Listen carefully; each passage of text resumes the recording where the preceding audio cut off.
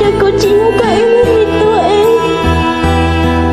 Cô yêu lâu phải thở có lâu, thở có mỗi một ngày ngậu xong. Tôi sẽ chấp lời để nó cũng lâu ấy thì mình thấy. Cô chỉ tao thôi cô nhẹ nhõm còn ít chi. Cô đã đượcต้องการmuanya. Nó cứ chỉ theo cô nhẹ.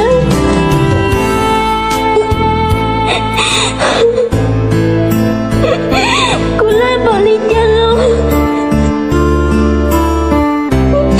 Cô theo liệu cô sẽ kiếm mất xíu.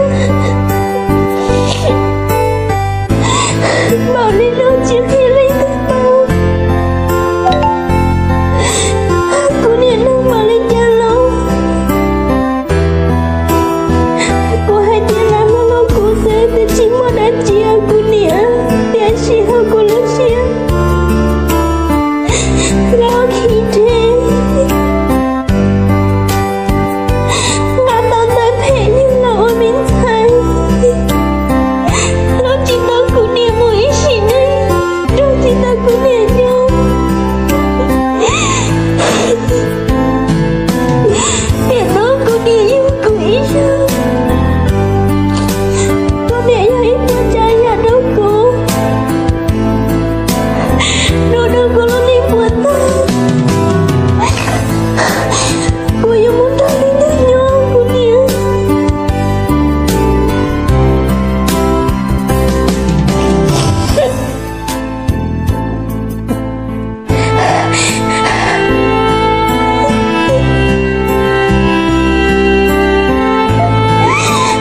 Tại vì sao mình tệ.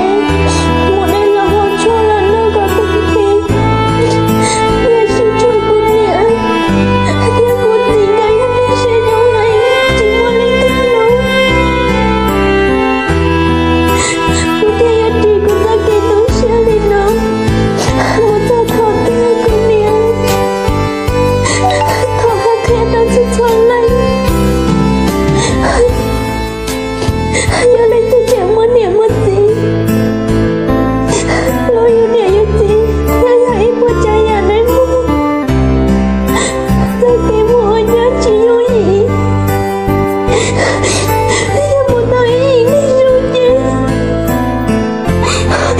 Nhẹ nhõm là lúc thì xưa.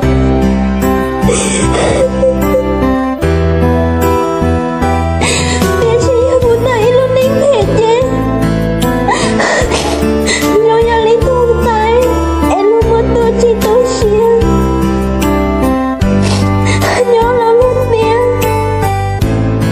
Một là chỉ mới chân. Lần này yêu tao cô yêu lỗi cô nhẹ lên đi tao cô nhẹ. Tiền nó cũng không cô nhẹ bảo lý nhá. Lo cô chỉ mới đại nhiên tiền nó cô nhẹ. Chỉ mới đẹp ta. Không cô nhẹ tôi nói nữa. Xin lỗi cô mua nhá. Cô nhẹ chỉ tôi sai cô. Vì cô muốn nói gì là chỉ nhau. Cô muốn khơi tóc lót chỉ nói rằng. Cô nhẹ chỉ tao tôi nói để rồi. Chỉ cô nhẹ tôi xem mà lên nhà đăng cô đi. Cô sẽ nghĩ sao. Cô sẽ hãy tìm nhau lý do em. Yêu muốn cô đẹp bao tí. Lo yêu thức tí. Yêu ta đi luôn đâu. Lo thảo ca lúc của mua lần xưa cô nhẹ. Thôi thôi nhà luôn mình